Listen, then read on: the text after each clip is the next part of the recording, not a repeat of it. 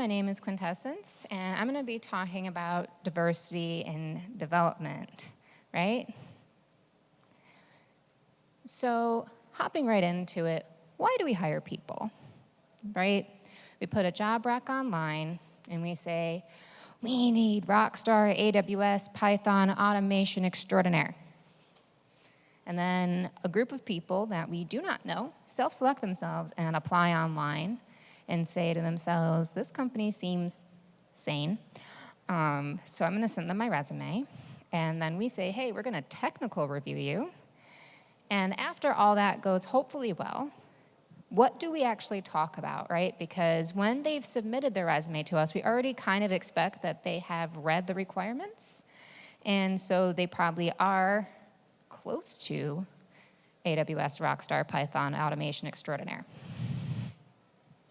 So we talk about things like, what are we missing? What is my team missing? Do we have good leaders? Or do we have people that really just want to write their code and don't want to touch anything? They don't want to teach anybody, they just want to do that. So do we need to bring in another leader? Did you really like the fact that, no, they maybe didn't know how to answer your really oddly specific dictionary question about coding, but they gave you a fantastic answer about how they'd work it out. So then you say to yourself, you didn't know my answer, but you're a problem solver, and I like you.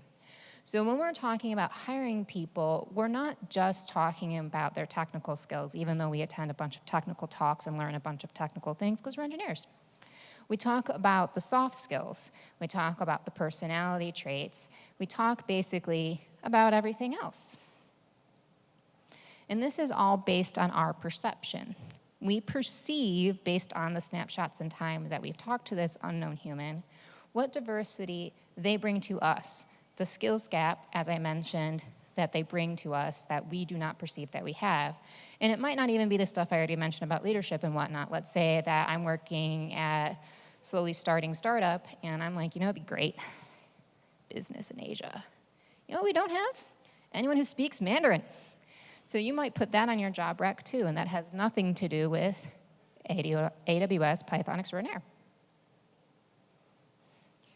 So I've talked a lot, even briefly so far, about all these soft skills, but I haven't said a word about the word in the title, which is serendipity. And why did I choose serendipity? And the reason I chose serendipity is because these are the things that we can't easily quantify and we're not actually planning to get. We don't necessarily put a job rec out there to get a leader or a problem solver or someone who jives well with our team or what have you, but we're certainly selecting on it, and we're certainly trying to quantify it in whatever way that we can based on our own past experiences, based on our conversations. And all this gets brought into what we're talking to these people about. And as an example of something that can even appear in the technical field, a few years ago, someone wrote a blog post on Medium. And he was a Polish developer brought on to the maintenance team. And what happened was someone submitted a bug report and said, hey, I cannot type an acute S. And the team said, what? We don't process language. But sure enough, they tried to replicate it, and they could also not type an acute S when they did a little test blog post. And then there's some humming about this, but the Polish guy said, I know what this is. And he actually wrote a really lengthy blog post that I'll link to far later about how he was able to figure this out. Now, what it ultimately boiled down to the fact was he knew he was Polish, he knew how he used the keyboard, and while Medium does not process language, it does try to protect people from doing Command S to save an HTML file on their desktop, which, as it so happens, if you're Polish, is how you type an acute S. Why is this important? They didn't hire a Polish guy to solve this problem. It appeared, and instead of gophering through the database and the code base and everything else, he knew the answer right away, just by breathing. And that is why we need to care about diversity. Diversity is not all about one singular silo of diversity. It's not about gender or color or age or any of these other individual factors by themselves. It's about the fact that if you diversify a workforce, you are inadvertently solving problems you don't know you are going to have, because there's no way to predict every problem that you will have. And this is hard. The state of diversity is hard. And the reason it's hard is because we as a species have survived by doing the same thing. So when we do the same thing, we replicate what's already there. And when you replicate what's already there, you don't have change. So in order to start to instantiate change, we need to start thinking about what we can do to bring people into the fold that maybe are not already here. As engineers, this can be kind of interesting. I actually had a conversation with a coworker some time ago about how he selected engineers for his team. And in his head, he's like, I don't want to have to think about a bunch of what he considered to be not necessarily critical skills. So he, in his head, basically made a hiring sorting algorithm. And every time he would go through interview process 1, 2, 3, and 4 with the same candidate, what he was trying to do was he was trying to force the basically hiring process to be a many-to-one function. But as a result, and this is nothing about him, this is how we function as people, when you're making your own many-to-one function, very likely the person that's going to pop out the other end is going to be very much like you and others you know.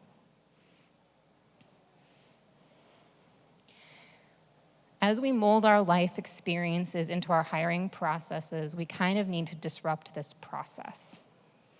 We need to appreciate what the other side of the table brings, and we need to try and account for that so that we start trying to force people into boxes.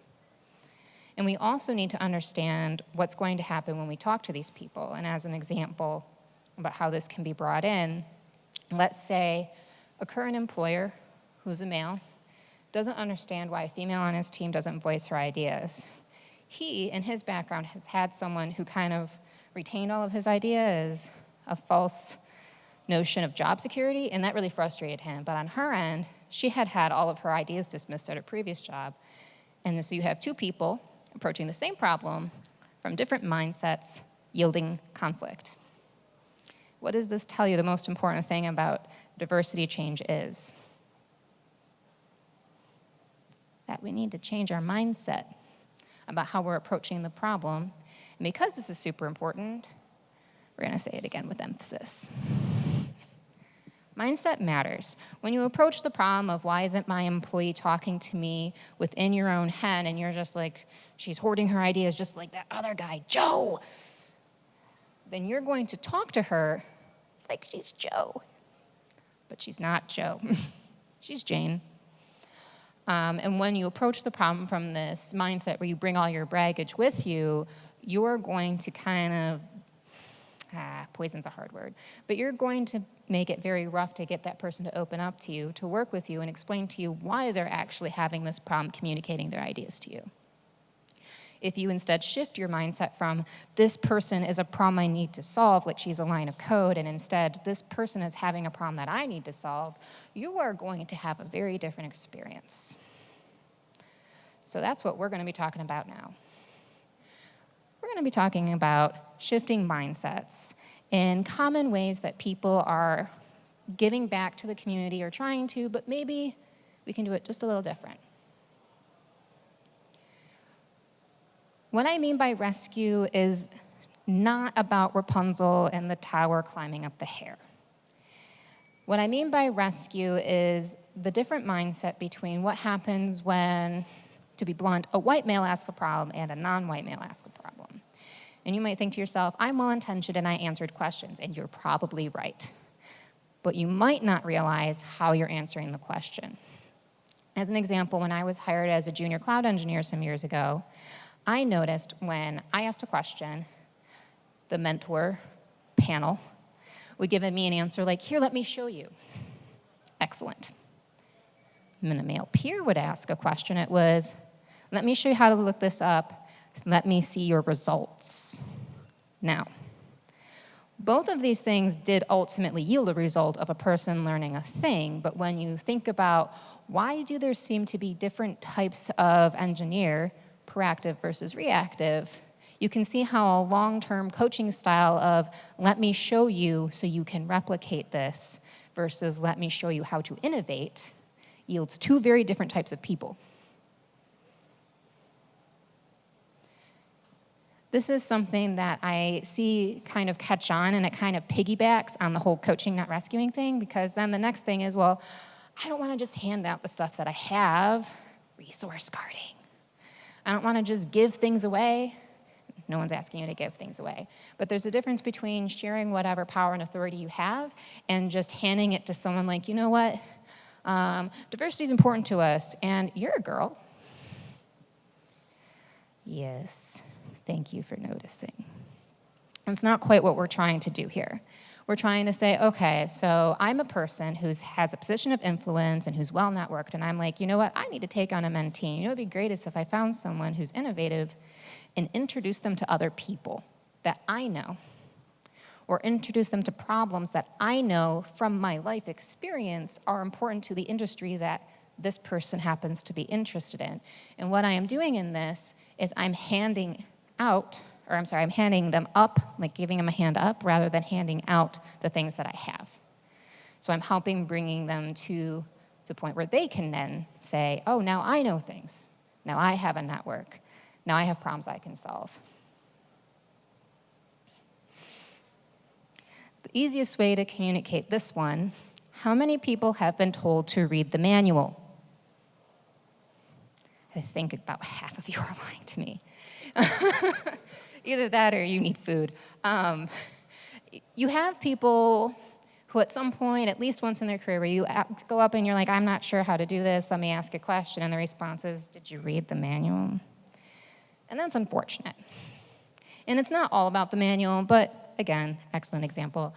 It's about not being able to support someone who maybe didn't read the manual for a reason that you didn't consider with your mindset. Maybe they're a non-native English speaker and trying to parse written English is really hard for them.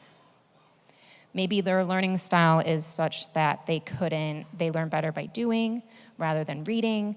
Maybe it's they don't have a strong enough background to understand a really densely written manual, because not all reader manuals or user manuals are created equal, let's be honest.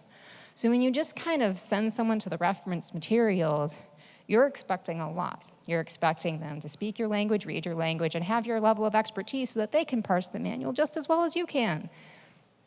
Please don't do that.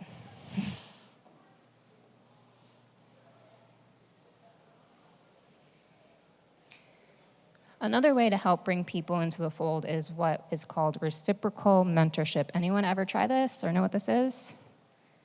Yes. It basically means you're kind of approaching the problem where you don't assume the other party was born yesterday.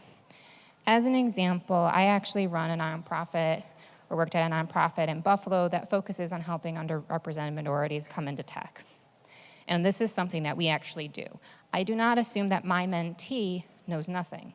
I assume that my mentee doesn't know what my mentee is asking me about. And that might seem like a subtle shift, but this is what we're talking about.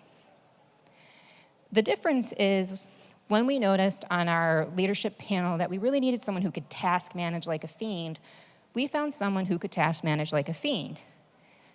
They were 20 and their coding skills were green, but they could task manage like a fiend. And so we brought them into our leadership team, and by being in our leadership team, they got exposure to all the people we had exposure to, all the networking connections we had exposure to, all the internships we had exposure to, and thus got to learn apprentice style on the job how to not be a green coder. And at the same time, we have now inherited someone on our leadership team who, and I can't emphasize this enough, task manages like a fiend. Because not all of us have fantastic organizational skills, let's be honest. Providing challenges might seem obvious because when you're trying to teach someone and bring them into your company, you're probably going to have some idea as to what that looks like or what skills you need them to have. But because we're mostly engineers or engineer adjacent, we probably are focusing on technical problems. It's kind of like earning a math degree and you're learning algebra. You're like, well, yeah. The purpose of providing a challenge is being able to tailor the challenges you provide to the type of challenges your mentee/new hire needs. Relevantly to this, one of the questions you can ask your new hire is, what skill can I help you with that you've noticed? Or if they're unable to answer that, be like, hey, I noticed you lack this. And this actually came up in a TEDx talk that I'm going to be linking to at the end. And the TEDx talk was about the difference between why it seemed like a bunch of women in particular didn't be able to hop into middle management. And this was because out of the gate, the assumption was they needed to be awash in technical challenges to make them, quote unquote, equal to the male engineers, but they were not coached in business acumen. And when you talk about management, what do managers need? People skills and business acumen. And so then there was a gap, even though they were starting to try and level the field at maybe the engineering level, junior, senior, et cetera, they were not able to bridge that next jump. And this goes again to providing challenges. If you know that you are mentoring or hiring an underrepresented minority, and in all likelihood they might not have a skill like business acumen, knowing that and researching that, you can then provide that as a challenge. Instead of saying, please fix 5 bugs this week, you can say, please fix 3 bugs and give me one thing that you think the business needs, anything large or small. And that is their challenge.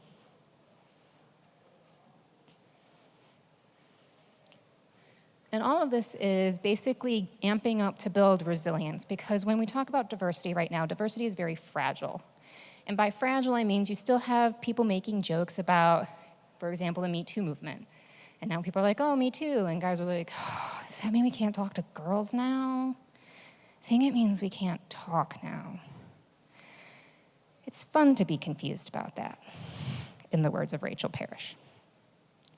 But the reality is, the reason it's kind of fragile is because it's very disruptive right now, and until it becomes more accepted, it's not going to be something that's easy, and we're going to continue to uphill climb it.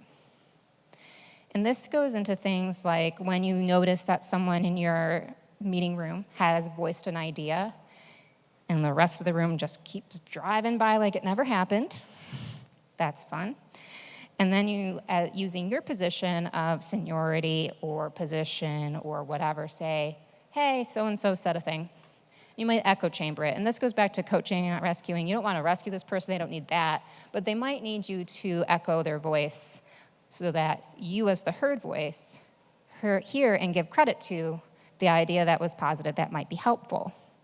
You might be doing other things like if someone's hiring, you might notice, hey, this candidate is not being offered as much as this other potential candidate who's a white dude. Usually, not always. So when you're looking at that, you might say, I really need to advocate, make sure this person gets the X percent bump so that they are actually at the same pay level as everybody else. And once this becomes kind of more like accepted procedure, operating manuals, as you will, then this is going to make diversity resilient. It will make diversity normal. It'll make it so that when I show up at the conference, I don't have a bathroom with no lines, even though that's also fantastic in its own way, don't get me wrong. Another piece of advice that some people give is fake it till you make it. Y'all, that's terrible advice. Because to a point, you're building things on a pyramid. Right? When you say fake confidence to someone who lacks confidence without understanding why they lack confidence, you might be setting them to walk off the ledge. And I don't mean that in a dark way. We're talking about, when you have knowledge and experience and maybe you're just not confident because that's your personality, fake it till you make it might work to a point. But let's say you're working with someone who, going back to earlier points, maybe hasn't been trained in business acumen or notices that they only know how to react to problems instead of innovate them, and they can't tell what's wrong exactly. They know something's off, but there is a root cause to their confidence issue. And instead of building them up 2 pillars to stand on, you're just telling them to fake it, meaning that that gap remains and grows.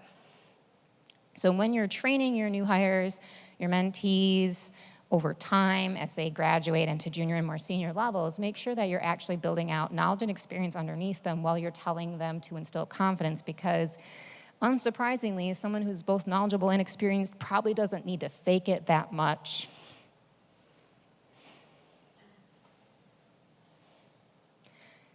Another question for you all. How many of you were onboarded for your current job or any job? How many of you were on board with the process of read these things, do these code changes type of active type style, and how many of you were on board with the let's go out and have a hallway chat by the water cooler style? Water cooler style, raise your hand. Exercises style, raise your hand. All right, there's a gap of people who might be tired, because there's easily only about a third of you that actually answered. But explicitly, onboarding is when you're basically taking time, and not just you individually, but you as a team perhaps, depending on your size, to make sure that the onboarding is actually streamlined. Because if you rely on not explicit onboarding, you get to what's called social onboarding, what I nicknamed the water cooler style. So what happens when you water cooler? Let's say you have a team and you're like, we need to expand, let's hire people. We hire a parent, but we're a bunch of 20-somethings. So we're going to talk about code at the bar after work when you have to pay for childcare. Or maybe you don't drink. Or maybe you can't afford to go drinking because you're an intern and you've just gotten out of an unpaid whatever in your college years. There are all sorts of reasons why social onboarding is a very bad idea, because it relies on the existing social structure to function in whatever way it already exists as. And if you're trying to disrupt that and grow and be more diverse and strengthen the diversity, all you're going to do is reinforce your current patterns. Another benefit for onboarding: how many of you were onboarded by a senior member of your team? Quarter-ish. How many of you were onboarded by the last new hire before you? Like 3. So and we're just going to keep doing this method, right? So if you were to guess, do you think it would be a good idea to have the last person trained to review the materials again while training the next new person? Who thinks it's a good idea? Yes, people? Raise your hands. Quarter-ish of you. My point that I'm trying to instill here is that when you're retraining the last new hire, they get the cross benefit of whatever questions the newest new hire asks, reviewing the material they just reviewed, and updating it, small iterative changes. You don't want to, if you have a relatively slow hiring cadence, find out that you've changed your entire API between last employee 1 and last employee 3. Because then you're going to say, read the manual, and they're going to read the manual and be like, why doesn't this endpoint work? Why doesn't this other endpoint work? Do I not know what an API is? Confidence problems. So you want to make sure that when you're explicitly onboarding, excellent tip, have the last onboarded employee onboard the next one and update the materials as they go. Job titles. This one's interesting because sometimes people think I mean things like, should we be DevOps, SRE? Am I a production engineer? And they think things like this don't matter because they're the same thing. And that's a very engineering approach to the problem, right? A equals B, so A is B. Sure. Except from an HR perspective, I'm HR, I'm not an engineer. A isn't B, A is A, and B is B. And you might find if you're mentoring someone, they might not know. If they just change their job title, they might see a 20% average for your region pay increase, because maybe the industry favors one title over the other, or maybe by virtue of the way it's phrased, one title seems more senior than another, or any other number of things that just make people feel good and want to pay you more. And this goes back to the talk this morning. You want people to pay you more. So if you can do this for your mentees and new hires, please do. If you know that production engineer is favored for Charlotte, hey, mentee, maybe you should put on your resume that you're looking to be a production engineer and make 20% more. Thank you. You'll also notice when you're going around in your various industries that there might be what I've nicknamed a hiring nucleus. I'm pretty sure I'm not the only person to use this term, but basically it's the idea that there's a who's who in your local community of people who know each other. How many of you have ever been in a position to interview where the person who got hired was hired because they knew someone, maybe the CTO, someone else on your team? Yeah, more people are awake now. Yeah. So it's very important to know people. And if you already know people, the best way to break down barriers is to help other people know people. If you know that within your region, as companies do, they maybe somebody buys someone else, or maybe company A, B, and C tend to trade engineers because maybe they're all in the same space, maybe they're all incident management, maybe they're all monitoring, or whatever, they have overlapping skills, so that means they trade people. So if you break in at one, in all likelihood, you've now established a network at all three, and that is super handy. And that is information that you can pass on to people who have not yet been in your industry. Another way to help people is if you can't bring them into your specific industry or company, you can do these coffee meetups. People have probably seen these, lean coffee, open coffee. I personally launched my career because a PhD who had been running classes at a local university noticed that new people in Buffalo were having a hard time meeting senior people at Buffalo because we didn't have any meetups of this type. We had no generic, let's just talk about engineering or not, meetups that would allow people to meet people unless they were already involved in a specific technology or a specific job type. And so he said, I'll help you. And I'll do that. And he passed away last summer. He was actually 84, but he ran it for a good decade. And he was running these meetups called Open Coffee, and it was where senior engineers and junior engineers got to meet and assess each other. And when you want to talk about how to meet a hiring nucleus and build confidence in the prior many slides, this is one way to do it. So support your communities and run meetups or attend meetups if you already see one in your area so that you can help introduce yourself to these people. So I made reference to a few studies, the Polish S, how to help people who are coming into your industry. And if you want to take a picture of a slide, I recommend this one. The bias test, well, lengthy, is fun. If you just want to know a bit more about how your brain works, definitely recommend it. I'll leave it up there for another second.